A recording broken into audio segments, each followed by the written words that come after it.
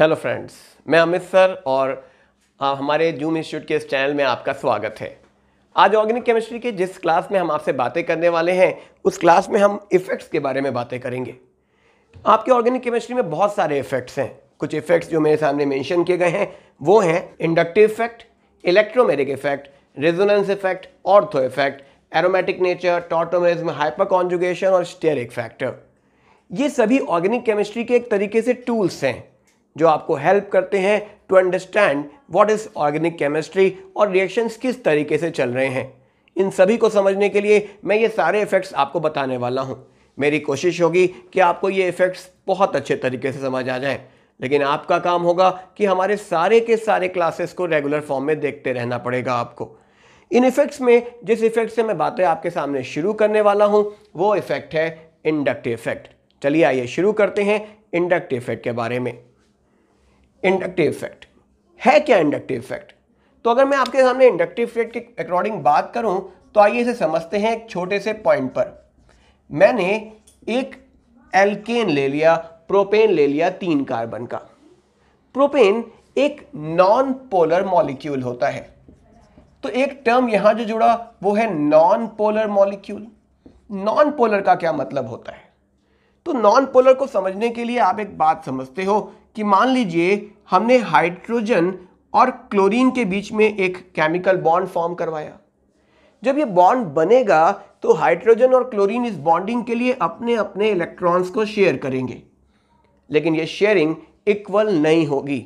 ये इसलिए इक्वल नहीं होगी क्योंकि जो एटम ज्यादा इलेक्ट्रोनेगेटिव होता है वो बॉन्डेड इलेक्ट्रॉन्स को अपनी तरफ ज्यादा अट्रैक्ट कर लेता है, क्योंकि क्लोरीन हाइड्रोजन से ज्यादा इलेक्ट्रोनेगेटिव है जिसकी इलेक्ट्रोनेगेटिव वैल्यू 3 और हाइड्रोजन की 2.1 है। And just because of this the bonded electrons are shift towards chlorine. और जब बॉन्डेड इलेक्ट्रॉन क्लोरीन की तरफ चले जाएंगे तो क्लोरीन के पास इलेक्ट्रॉन क्लाउड ज्यादा हो जाएगा। टू रिप्रेजेंट दिस इंफॉर्मेशन हम इसके ऊपर पार्शियल निगेटिव चार्ज और हाइड्रोजन के ऊपर पार्शियल पॉजिटिव चार्ज बना देते हैं। ये पार्शियल निगेटिव चार्ज क्या बताता है? ये पार्शियल निगेटिव चार्ज बताता है कि bonded electrons are shift towards chlorine, और पार्शियल पॉजिटिव बताता है कि इसके बॉन्डेड इलेक्ट्रॉन दूसरे एटम की तरफ शिफ्ट हो चुके हैं। Because of this type of picture अगर मैं बात करूं तो एक निगेटिव और पॉजिटिव पोल बन गया है, and that type of pole formation हम मॉलिक्यूल को पोलर मान लेते हैं। तो HCl एक पोलर मॉलिक्यूल है और हमारा जो कंपाउंड है ये एक नॉन पोलर मॉलिक्यूल है। नॉन पोलर मॉलिक्यूल का मतलब इसके ऊपर किसी भी टाइप की कोई पोलैरिटी एग्जिस्ट नहीं करती है। अब हमने क्या करना है to understand the inductive effect? हमने क्या किया? Now replace one of the hydrogen, हमने रिप्लेस करना है क्या? कोई एक हाइड्रोजन किससे रिप्लेस करना है? By more electronegative atom. हमने रिप्लेस किया हाइड्रोजन को एक बड़े इलेक्ट्रोनेगेटिव एटम से। अगर आपने ये रिप्लेसमेंट किया तो उसका इफेक्ट क्या होगा? आप बताओगे क्या? इस इफेक्ट से हमने एक स्ट्रक्चर फॉर्म किया लाइक दिस। मान लीजिए हमने जो हाई इलेक्ट्रोनेगेटिव एटम लिया वो क्लोरीन था। अगर क्लोरीन ज्यादा इलेक्ट्रोनेगेटिव है तो उससे होगा क्या? अगेन क्लोरीन क्या करेगा? इस बॉन्डेड इलेक्ट्रॉन को अपनी तरफ क्या करेगा? अट्रैक्ट करेगा, और इस अट्रैक्शन से क्लोरीन सफर होगा किससे? पार्शियल निगेटिव चार्ज से। और जब इसके ऊपर पार्शियल निगेटिव चार्ज आएगा तो ये कार्बन क्योंकि सफर हो रहा है इलेक्ट्रॉन डेंसिटी के कम होने से, ये किससे डिनोट किया जाएगा? पार्शियल पॉजिटिव चार्ज से। अब ये पार्शियल पॉजिटिव चार्ज कार्बन क्या करेगा? ये अपने नेबर से कहेगा कि मुझे इलेक्ट्रॉन्स की डिमांड है क्योंकि क्लोरीन मुझसे इलेक्ट्रॉन खींच रहा है। लेकिन जितनी विड्रॉइंग पावर से क्लोरीन खींच रहा होगा, ये विड्रॉइंग पावर इस कार्बन के ऊपर उतनी नहीं बन रही होगी जितनी इस पर थी। And just because of what, ये भी सफर होगा चार्ज के कम होने से, but we are writing double partial positive. मतलब इसका कारण ये जो शो हो रहा है इसका मतलब है कि इस पे आने वाला चार्ज पहले से कम हो गया। अगर आगे वाले कार्बन को आप देखोगे तो क्या होगा? Triple partial positive. और हो सकता है कि आगे अगर कोई और कार्बन होता तो उस पर यह इफेक्ट ही नहीं आता। तो कहीं ना कहीं बेसिकली इंडक्टिव इफेक्ट है क्या? तो ये है इंडक्टिव इफेक्ट। क्या है ये है बॉन्डेड इलेक्ट्रॉन की शिफ्टिंग। कहां से कहां? लो इलेक्ट्रोनेगेटिव से हाई इलेक्ट्रोनेगेटिव एटम के थ्रू।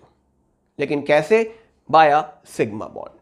जब इलेक्ट्रॉन्स की शिफ्टिंग सिग्मा बॉन्ड से किसी लो इलेक्ट्रोनेगेटिव एटम से किधर हो जाए? हाई इलेक्ट्रोनेगेटिव एटम की तरफ हो जाए, तो आप उस इफेक्ट को इंडक्टिव इफेक्ट कहते हो। तो आप इसे डिनोट कर सकते हो, डिफाइन कर सकते हो इंडक्टिव इफेक्ट को कि इंडक्टिव इफेक्ट है क्या? तो इंडक्टिव इफेक्ट है shifting of bonded electrons, shifting of bonded electrons what from low electronegative atom to high electronegative atom through sigma bond। यानी जब इलेक्ट्रॉन्स की शिफ्टिंग हो जाए, किसके थ्रू शिफ्टिंग हो जाए? सिग्मा इलेक्ट्रॉन्स के थ्रू शिफ्टिंग हो जाए, तो उस इफेक्ट को हम इंडक्टिव इफेक्ट का नाम देते हैं। इंडक्टिव इफेक्ट में है क्या? तो इंडक्टिव इफेक्ट में इलेक्ट्रॉन्स की शिफ्टिंग होगी सिग्मा बॉन्ड के थ्रू। अब कुछ बातें इंडक्टिव इफेक्ट के साथ, जैसे कि आपने एक पॉइंट देखा कि जैसे ही Cl लगा, इस मॉलिक्यूल का नेचर कैसा हो गया? पोलर हो गया। अब ये क्या हमेशा पोलर बना रहेगा या पोलर नॉन पोलर बनता रहेगा? यानी इस क्लोरीन के कारण क्या ये मॉलिक्यूल पोलर बन जाएगा या हो सकता है कि कुछ देर तक नॉन पोलर हो जाए? तो आप बताओगे नहीं, ये मॉलिक्यूल अब हमेशा पोलर बन गया, यानी इसके ऊपर एक परमानेंट इफेक्ट आ गया। तो इंडक्टिव इफेक्ट के साथ एक पॉइंट जो जुड़ता है वो क्या जुड़ता है कि इंडक्टिव इफेक्ट कैसा इफेक्ट है? एक परमानेंट इफेक्ट है। इसके कारण मॉलिक्यूल क्या हो जाता है? अगर वो पोलर है, उसके अंदर पोलैरिटी आ गई है, तो वो पोलैरिटी उस पर एग्जिस्ट कर जाएगी, वो नहीं रिली हट सकती। इसके अलावा इंडक्टिव इफेक्ट एक डिस्टेंस डिपेंडिंग इफेक्ट है। ये डिस्टेंस पर भी डिपेंड करता हुआ दिखेगा आपको। आप देख सकते हो जैसे जैसे कार्बन बढ़ता जा रहा है, इंडक्टिव इफेक्ट की वैल्यू कम होती जा रही है। इंडक्टिव इफेक्ट में अगर मैं बात करूं तो इलेक्ट्रॉन की शिफ्टिंग होती है, किसके थ्रू होती है? सिग्मा बॉन्ड के थ्रू होती है।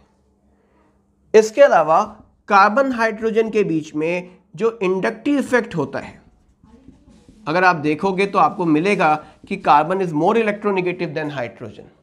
लेकिन हम ये बेस लाइन मान लेते हैं कि कार्बन हाइड्रोजन के बीच का जो इंडक्टिव इफेक्ट है ना, वो इफेक्ट कितना होगा? वो हम 0 कंसीडर करेंगे कि कार्बन हाइड्रोजन के बीच में किसी भी टाइप का कोई भी इफेक्ट नहीं मानेंगे। अगर आप देखोगे तो कार्बन ज़्यादा इलेक्ट्रोनेगेटिव है, बॉन्डेड इलेक्ट्रॉन शिफ्ट होंगे towards hydrogen, but we are consider that कि इनके बीच में किसी भी टाइप का कोई इंडक्टिव इफेक्ट हमारे पास नहीं होने वाला है। सेकेंड पॉइंट इंडक्टिव इफेक्ट का अब हम आपसे बातें करने वाले हैं, और वो है टाइप्स ऑफ इंडक्टिव इफेक्ट कि इंडक्टिव इफेक्ट के क्या टाइप्स होते हैं, और उनके टाइप्स में हमें ये जानना है कि ऑर्डर क्या होगा प्लस आई और माइनस आई ऑर्डर्स का। तो इन इफेक्ट्स के प्लस आई इफेक्ट को पहले समझने की कोशिश करते हैं कि प्लस आई इफेक्ट अगर मैं लिखता हूं तो इसका मतलब क्या है। प्लस आई का मतलब है कि कोई ऐसा ग्रुप जो इलेक्ट्रॉन डोनेट करने वाला हो। अगर आपके पास कोई ऐसा ग्रुप है जो इलेक्ट्रॉन डोनेटिंग है, तो वो ग्रुप प्लस आई कहलाता है। जनरली हम ये बात मान के रखते हैं कि एल्काइल ग्रुप्स जो होते हैं ये इलेक्ट्रॉन डोनेटिंग ग्रुप्स होते हैं, मतलब ये कंसीडर किए जाते हैं क्या? प्लस आई की तरह। इसका अगर रीजनिंग पे बात किया जाए तो बहुत बेटर रीजनिंग के साथ तो नहीं होता, लेकिन फिर भी अगर क्लियर किया जाए कि मान लो ये हमारे पास सिस्टम है, तो इस सिस्टम में क्योंकि हाइड्रोजन और कार्बन में कार्बन ज़्यादा इलेक्ट्रोनेगेटिव है, ये इलेक्ट्रॉन्स जो है वो बॉन्डेड इलेक्ट्रॉन्स कार्बन की तरफ शिफ्ट हो जाते हैं, और कार्बन के पास जब इलेक्ट्रॉन क्लाउड बढ़ने लग जाता है तो कार्बन इस इलेक्ट्रॉन क्लाउड को आगे की तरफ पुश करने की कोशिश करता है, और वो अपने इन बॉन्डेड इलेक्ट्रॉन्स को आगे की तरफ पुश करता है, जिसके कारण ये एक इफेक्ट शो करता हुआ दिखता है, प्लस आई इफेक्ट यानी इलेक्ट्रॉन डोनेटिंग इफेक्ट, जो हमें यहाँ पर एक बहुत बेसिक फॉर्म में समझना है। तो ये एक पर्टिकुलर इंडक्टिव इफेक्ट का CH3 ग्रुप है जो इंडक्टिव इफेक्ट शो कर रहा है। अब अगर मैं इस CH3 की एक हाइड्रोजन को हटा के क्या कर दूं, ये कंडीशन लगा दूं, तब क्या होगा? तब आप खुद सोच के देखो, ये वाला CH3 क्या करेगा? ये अपने इलेक्ट्रॉन्स को थ्रो करेगा, और जब इसके पास इलेक्ट्रॉन पहुंचेंगे और इसके पास इलेक्ट्रॉन क्लाउड बढ़ रहा होगा तो ये फर्दर आगे थ्रो करेगा, तो इसके थ्रो करने की पावर क्या होगी? ज़्यादा हो जाएगी, क्योंकि इसके इलेक्ट्रॉन्स क्लाउड के कारण इसके पास इलेक्ट्रॉन डेंसिटी और ज़्यादा बढ़ेगी, जिसके कारण इसकी थ्रोइंग पावर बढ़ जाएगी इलेक्ट्रॉन्स देने की। अगर मैं आगे डिस्कस करूं कि चलो एक और CH3 लगा दूं, तब उसका इफेक्ट क्या होगा, तो आप बोलोगे अब तो दो बड़े बड़े ग्रुप लग गए, दोनों डोनेट करेंगे, तो उसका मतलब ये वाला और तेजी से इलेक्ट्रॉन डोनेट करेगा। फोर्थ केस पे और फर्दर बात करके देखते हैं कि अब हमने ऐसा सिस्टम बना दिया, इसमें क्या होगा, ये भी करेगा, ये भी थ्रो करेगा, ये भी थ्रो करेगा, इसके पास इलेक्ट्रॉन क्लाउड बहुत ज़्यादा तेजी से बढ़ेगा और इसका काम क्या होगा, ये इलेक्ट्रॉन्स को और तेजी से डोनेट करेगा। मींस अगर मैं इंडक्टिव इफेक्ट को लेके चलूं कि मेरे पास मेथाइल ग्रुप लगा हुआ है, मेरे पास ये सिस्टम जो है ये 1 डिग्री जैसा है, ये 2 डिग्री, ये 3 डिग्री जैसा एल्काइल ग्रुप है, तो आप इसे किस तरीके से ऑर्डर में रखोगे प्लस आई के, तो आपको ये बात तो अब दिख रही होगी कि ये प्लस आई का एक ऑर्डर होगा। किसके लिए, एल्काइल ग्रुप्स के लिए। क्लियर है बातें कि एल्काइल ग्रुप्स कौन सा इफेक्ट शो करते हुए दिखेंगे, आपको प्लस आई इफेक्ट शो करते हुए दिखेंगे, और उसका एक बेसिक रीजनिंग मैंने आपके सामने अभी रखा हुआ है। इसके अलावा कुछ और ग्रुप्स भी प्लस आई शो करते हैं, वो कौन से, CH2 minus, NH minus, O minus. अगर मैं इन ग्रुप्स को लगा दूं तो इनका इफेक्ट भी जो होता है ये प्लस आई का होता है। कार्बन के ऊपर माइनस चार्ज आ चुका है, माइनस चार्ज आने का मतलब वो अपने इलेक्ट्रॉन्स को आगे की तरफ थ्रो करता है, वैसे नाइट्रोजन और ऑक्सीजन के पास भी ये इफेक्ट बनता है। तो अगर मैं इनमें इसे जोड़ूं तो आप बताओगे क्या, तो सबसे ज्यादा अनस्टेबल सिस्टम इसमें कार्बन होगा, क्योंकि कार्बन की इलेक्ट्रोनिगेटिविटी सबसे कम है, और जो ज़्यादा इलेक्ट्रोनिगेटिव होता है, ज़्यादा इलेक्ट्रोनिगेटिव मतलब उसके पास पावर है इलेक्ट्रॉन्स को अपनी तरफ खींचने की, मतलब वो बहुत बार निगेटिव चार्ज को रखने की कैपेबिलिटी बना के रखता है अपने ऊपर। तो कहने का मतलब है कि इसके ऊपर निगेटिव चार्ज रखने की पावर, इसके ऊपर और इसके ऊपर अगर आप कंपेयर करोगे तो इसके ऊपर निगेटिव चार्ज रखने की पावर सबसे कम होगी, क्योंकि ये इन तीनों में सबसे कम इलेक्ट्रोनिगेटिव है। उसका रिजल्ट क्या होगा, उसका रिजल्ट होगा कि आप बताओगे CH2, या आप इस ऑर्डर को अगर आगे कंटिन्यू करते हो तो हम बता सकते हैं कि इसके बाद कौन आएगा, उसके बाद हमारे पास O माइनस, फिर अगर आप कंपेयर करोगे तो हमारे पास आएगा NH माइनस, और अगर आप कंपेयर आगे करोगे तो क्या आएगा हमारे पास CH2 माइनस। तो माइनस आई के इस ऑर्डर में CH2 माइनस का माइनस आई इफेक्ट 3 डिग्री से बड़ा होता है, उसके बाद NH माइनस, फिर O माइनस, और फिर 3 डिग्री, 2 डिग्री, 1 डिग्री और मेथाइल। तो ये किसका ऑर्डर है, हमारे पास प्लस आई का। अब अगर मैं इस कंडीशन में आपसे बातें करता कि मैंने हाइड्रोजन को हटा के ड्यूट्रियम लगा दिया होता तो क्या होता, उसे भी सोच के देखते हैं कि आपने एक बार तीनों हाइड्रोजन रखे, एक बार आपने ड्यूट्रियम लगा दिया, और एक बार आपने हाइड्रोजन का एक नया आइसोटोप आप जानते हैं कि 1H3 ट्राइटियम लगा दिया। उससे क्या होगा, जब आप क्या करोगे कि आप हाइड्रोजन का तीनों आइसोटोप्स लगा दोगे तो इन तीनों में जो सबसे ज्यादा इलेक्ट्रॉन डोनेटिंग पावर होगी वो इस ट्रेंड को फॉलो करेगी, मतलब CT3 की पावर ज्यादा होगी compare to CD3 compare to CH3। तो इस बात को ध्यान रखिएगा, ये तीनों हैं क्या, 1H1 हाइड्रोजन है, 1H2 ड्यूट्रियम है, 1H3 ट्रिटियम है। तो ये तीनों हमारे पास क्या है, ये हमारे हाइड्रोजन के आइसोटोप्स हैं। क्लियर है बातें, हमारे पास CT3, CD3 और CH3 के 3 कंपाउंड्स हैं। प्लस आई का आपने ऑर्डर देख लिया अभी तक, और आइए एक और पॉइंट पे बात कर रहे हैं कि ये पर्टिकुलर ऑर्डर क्यों बन गया इन सिस्टम के साथ। इस बात को ध्यान रखिएगा बेटे कि जो कार्बन, हाइड्रोजन हमारे पास यहाँ पे जो मेंशन है, हाइड्रोजन या ड्यूटेरियम या फिर हमारे पास ट्राइटेनियम जो मौजूद है, इन तीनों में अगर मैं आपसे बात करूं तो इन तीनों के पास 1s ऑर्बिटल ही है। 1s ऑर्बिटल होने का मतलब इन सभी के पास सिर्फ एक ही एक इलेक्ट्रॉन मौजूद है। लेकिन अगर हम इनके साइजेस पे बात करें तो साइज के रिस्पेक्ट में हाइड्रोजन का साइज, 1s ऑर्बिटल का साइज ज्यादा बड़ा होता है, एंड कंपेयर टू दिस ये साइज में सबसे छोटा है। अगर साइज में ये सबसे छोटा है तो इनकी बॉन्ड लेंथ सबसे कम होगी, और अगर इनकी बॉन्ड लेंथ सबसे कम होगी तो इलेक्ट्रॉन क्लाउड कार्बन के पास ज़्यादा जल्दी पहुंचेगा, ज़्यादा पहुंचेगा। और अगर इलेक्ट्रॉन क्लाउड ज़्यादा पहुंचेगा तो ये अपने इलेक्ट्रॉन्स को जल्दी क्या करेगा, थ्रो करने की कोशिश करेगा। And just because of this T3 का इंडक्टिव इफेक्ट आपके पास ज़्यादा होगा compare to CD3 and compare to CS3। तो ये एक ट्रेंड ऑर्डर आपको मालूम होना चाहिए जो हमने आपके सामने यहाँ पे क्लियर किया है।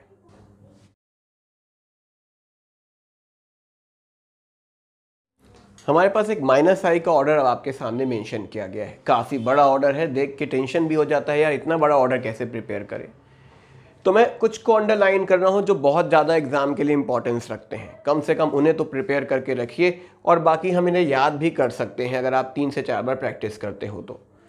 NO2, CN, CHO, ketones, carboxylic acid, fluorine, chlorine, bromine, iodine. कम से कम ये ट्रेंड्स आप प्रिपेयर करके रखिए क्योंकि 90% प्रॉब्लम इसी ट्रेंड के ऊपर फॉर्म हो जाता है। तो ये एक पर्टिकुलर ट्रेंड आपके सामने मेंशन किया गया है -I इफेक्ट का, जो आपको यहाँ प्रिपेयर करना है। अब कुछ क्वेश्चंस जो बनते हैं, जो माइंड में हमारे बनते हैं, जरा सा मैं उस पर बातें कर रहा हूँ। -I का ये ऑर्डर आपको प्रिपेयर करना पड़ेगा। सबसे पहला क्वेश्चन जो बच्चों के माइंड में बन सकता है कि चलो NF3 तो ठीक है, लेकिन NR3 और NS3 में यहाँ तो एल्काइल ग्रुप लगा हुआ है। लगा तो एल्काइल ग्रुप है, लेकिन इसका -I इफेक्ट ज़्यादा बड़ा है, ये ज़्यादा विड्रॉ कर रहा है। होना तो चाहिए कि R ग्रुप इलेक्ट्रॉन डोनेट करेगा, तो यहाँ पर तो -I इफेक्ट कम हो जाना चाहिए, लेकिन फिर भी -I इफेक्ट ज़्यादा हो रहा है। उसका रीज़न क्या है? आइए इस रीज़न को क्लियर करते हैं एक पॉइंट के थ्रू। देखो बेटे, आपको एक टर्म समझना होता है हाइब्रिडाइजेशन। आप इस चैप्टर तक अगर सम बेसिक कॉन्सेप्ट तक पढ़े हो तो 11 में आपने केमिकल बॉन्डिंग डिस्कस कर ली होगी और उसमें आपने हाइब्रिडाइजेशन टॉपिक भी पढ़ा होगा। हाइब्रिडाइजेशन के अकॉर्डिंग हमें 3 हाइब्रिडाइजेशन में मैं बात कर रहा हूं, sp, sp2 और sp3। sp हाइब्रिडाइजेशन का मतलब क्या होता है? Linear shape. यहां पर sp में s कैरेक्टर कितना है? आपने कहा 50%। s कैरेक्टर अगर मैं लिखूं तो आप कितना बताएंगे? 50%। इसमें 33.33% और इसमें 25%। याद रखिएगा, जितना ज्यादा s कैरेक्टर होता है, more the s character more will be electronegativity, उतनी ही ज्यादा इलेक्ट्रोनिगेटिविटी होती है। मतलब जितना s कैरेक्टर उतनी ज्यादा इलेक्ट्रोनिगेटिविटी। sp ये लीनियर शेप के बॉन्ड्स के लिए होता है, इनका एंगल 180 होता है। दूसरी कंडीशन sp2, अगर आप इसको देखोगे तो ये मॉलिक्यूल ट्रायंगुलर प्लेनर होता है, एंगल 120 होता है। sp3 टेट्राहेड्रल होता है, एंगल 109 डिग्री 28 मिनट होता है। ये हमें मालूम होना चाहिए कि ये कुछ एंगल्स हैं। यानी एक इनडायरेक्ट फॉर्म बता रहा हूं मैं कि जो s कैरेक्टर है बेटे, वो डायरेक्टली प्रोपोर्शनल किसके है? एंगल के। जितना ज्यादा s कैरेक्टर है, एंगल उतना बड़ा है। और अगर s कैरेक्टर ज्यादा है तो क्या ज्यादा है? इलेक्ट्रोनिगेटिविटी भी ज्यादा हो गई है। इससे हमें रिजल्ट क्या मिलेगा? आइए समझ के देखते हैं। NR3 और NS3 को समझने के लिए हमने कहा मेरे पास NR3 है,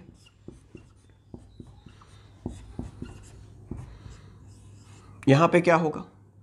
यहां पे जो R ग्रुप लगे हैं वो कैसे ग्रुप हैं? वो बल्कियर ग्रुप्स हैं, एल्काइल ग्रुप्स हैं।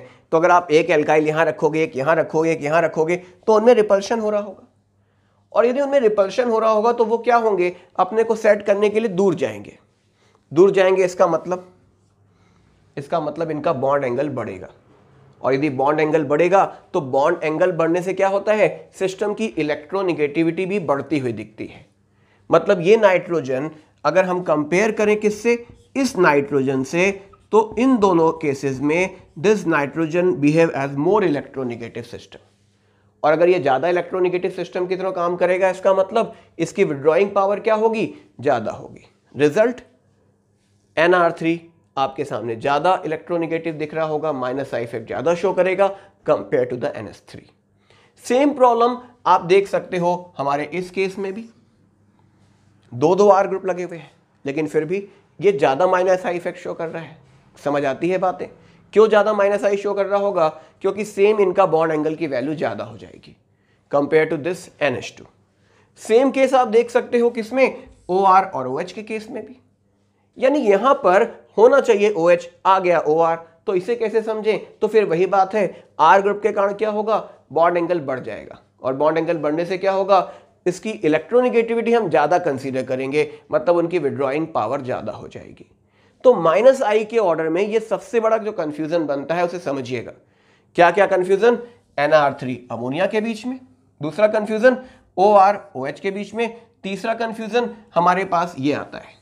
वो आपके सामने इन दोनों को ही रख के अगर पूछ लेता है ना कि -I किसका ज्यादा होगा और आपको नहीं मालूम, तो आप सोचोगे यार ये तो R ग्रुप डोनेट करेगा तो इसका -I ज्यादा होगा। गलती हो गई, याद रखिएगा यहाँ -I ज्यादा है। और मैंने आपको एक सिंपल रीजनिंग बताई कि क्या रीजनिंग करके हम इस आंसर को सॉल्व कर सकते हैं। तो हमने आपसे काफ़ी इंटरेस्टिंग बातें की +I इफेक्ट और -I इफेक्ट के बारे में, कि कौन से +I इफेक्ट शो कर रहे हैं, कौन -I इफेक्ट शो कर रहे हैं।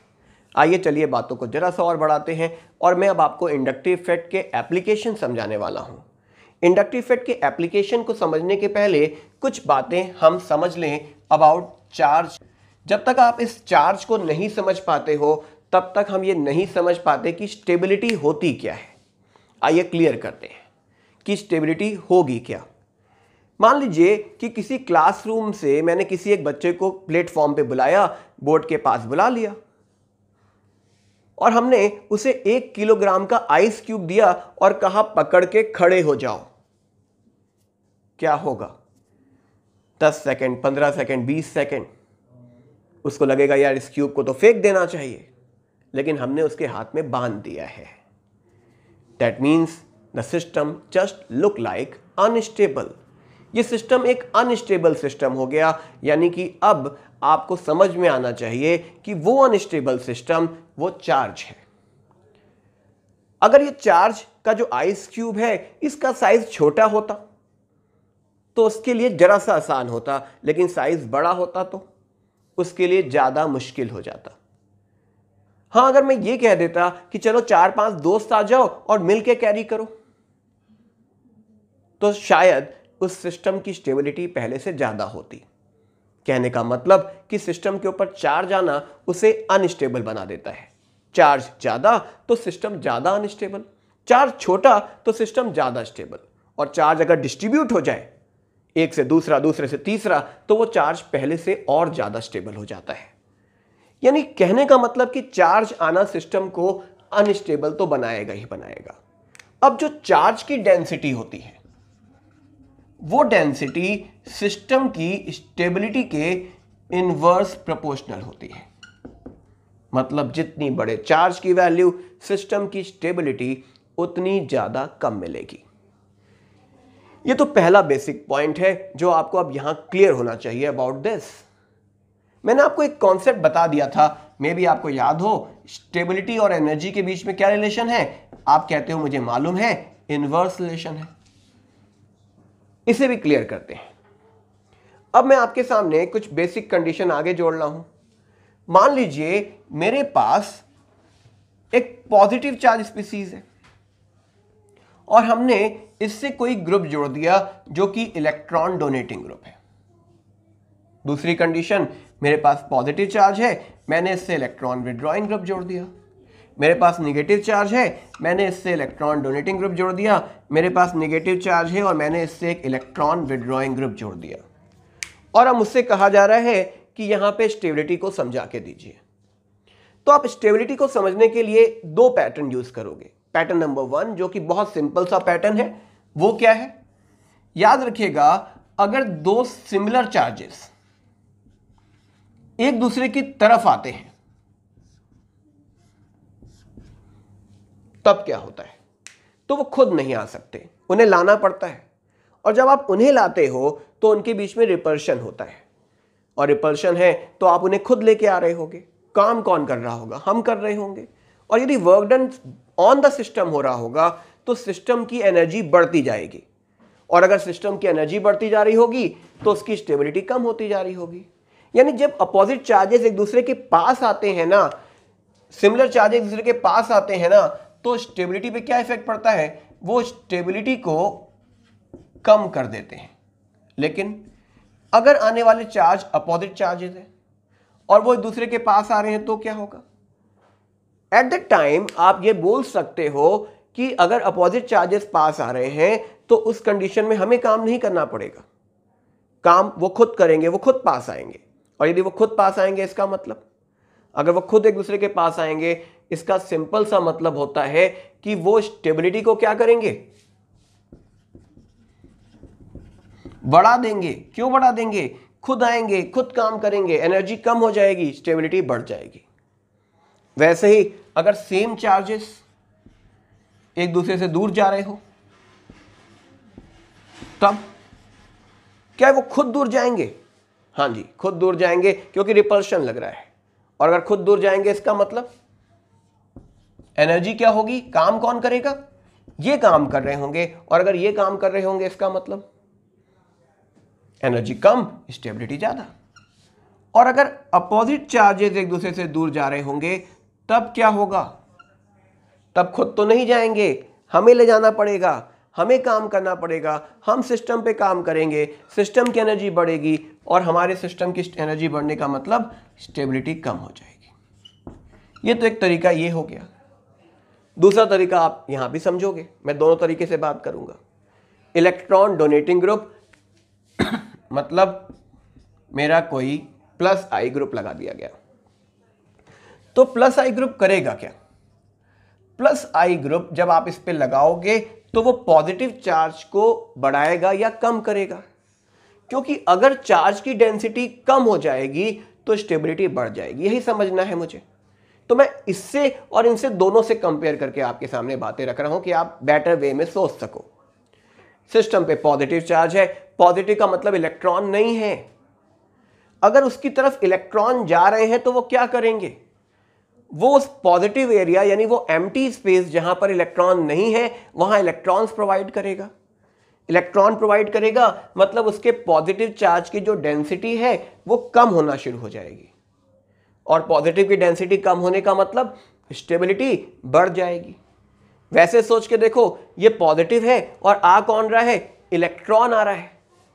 तो प्लस और इलेक्ट्रॉन एक दूसरे के पास आ रहे हैं तो ऐसी कंडीशन में work done on the system नहीं बाय द सिस्टम होगा, और work done by the system होगा तो सिस्टम की एनर्जी कम तो स्टेबिलिटी ज्यादा। यानी आप बताओगे कि केस 1 में सिस्टम की स्टेबिलिटी क्या हो जाएगी? इंक्रीज हो जाएगी। आइए सेकंड फैक्टर पे आते हैं। इलेक्ट्रॉन विड्रॉइंग ग्रुप क्या करेगा?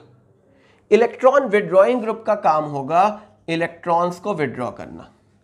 बेचारा पहले से ही गरीब है, इलेक्ट्रॉन नहीं है, ऐसा ग्रुप लगा दिया जो बचे हुए इलेक्ट्रॉन है उसे भी खींचने के पीछे लगा हुआ है। तो क्या होगा? ये खुश होगा? ये और परेशान हो जाएगा। सोच के देखो, इलेक्ट्रॉन नहीं, इलेक्ट्रॉन भी खींच लिए गए जो थे उसके आसपास वाले। तो पॉजिटिव चार्ज क्या होगा? ऑटोमेटिकली बढ़ेगा, और पॉजिटिव चार्ज बढ़ने का मतलब स्टेबिलिटी कम हो जाएगी। दूसरे तरीके से पॉजिटिव से इलेक्ट्रॉन दूर जा रहा है तो क्या होगा? हम खुद तो, इस सिस्टम खुद तो करेगा नहीं, हमें करवाना पड़ेगा, और एट द टाइम हमें एनर्जी देनी पड़ेगी। एनर्जी देने से उनकी एनर्जी बढ़ेगी और स्टेबिलिटी कम हो जाएगी। तो केस 2 जो आपके पास है इसमें आप क्या बताओगे? कि स्टेबिलिटी को डिक्रीज कर देते हैं। केस 3 पे आते हैं। Electron donating group. Electron donating group क्या करेगा? इलेक्ट्रॉन देगा। पहले से ही इलेक्ट्रॉन है, बाकी दूसरे इलेक्ट्रॉन भी उसकी तरफ जा रहे हैं तो क्या होगा? इलेक्ट्रॉन कम होंगे या ज्यादा होंगे? आप कहोगे इलेक्ट्रॉन तो ज्यादा बढ़ जाएंगे। और यदि इलेक्ट्रॉन ज्यादा बढ़ जाएंगे तो उससे क्या होगा?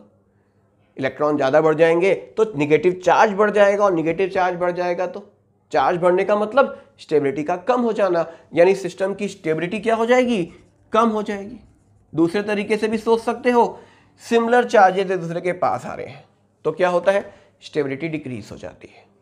Fourth pattern, electron withdrawing group क्या करेगा? इलेक्ट्रॉन खींचेगा। इलेक्ट्रॉन खींचेगा तो क्या होगा? अगर इलेक्ट्रॉन खींचेगा तो निगेटिव चार्ज कम हो जाएगा। निगेटिव चार्ज कम होने का मतलब स्टेबिलिटी बढ़ जाएगी। या आप इस सेंस में सोच सकते हो कि अपोजिट चार्जेस, सिमिलर चार्जेस एक दूसरे से क्या हो रहे हैं? दूर जा रहे हैं तो स्टेबिलिटी क्या होनी चाहिए? इंक्रीज हो जानी चाहिए इस पर्टिकुलर सिस्टम में। तो आज हमने इंडक्टिव इफेक्ट के बारे में सिर्फ ये बातें समझी कि इंडक्टिव इफेक्ट होता क्या है, what is plus I effect, what is minus I effect, उनके ट्रेंड ऑर्डर्स। नॉर्मली जिस ट्रेंड्स पे मैंने बातें की मेंशन ही अगर आप देखोगे तो बहुत सारी बुक्स में मेंशन नहीं मिलता है। तो इन ऑर्डर्स को समझने की कोशिश कीजिएगा कि किस तरीके से ये ऑर्डर बताए जा रहे हैं। फाइनली मैंने आपको चार्ज डेंसिटी के अकॉर्डिंग एक कॉन्सेप्ट समझाया अबाउट स्टेबिलिटी, क्योंकि पूरा का पूरा कॉन्सेप्ट, जितने कॉन्सेप्ट्स आप जितने इफेक्ट्स पढ़ोगे सब इसी के पीछे पड़े रहेंगे। और इस कॉन्सेप्ट के अकॉर्डिंग अब हम इंडक्टिव इफेक्ट के एप्लीकेशंस पे बात करेंगे। इंडक्टिव इफेक्ट के एप्लीकेशन से मैं आपको बताऊंगा कि किस तरीके से कार्बोकैटायंस, कार्बोएनायंस, कार्बोक्सिलिक एसिड्स, एल्कोहल्स और एमीन्स के स्टेबिलिटी, एसिटिक और बेसिक स्ट्रेंथ को कैसे कैलकुलेट किया जाता है। अगर आपको वीडियो अच्छी लगी हो तो प्लीज़ शेयर जरूर कीजिएगा।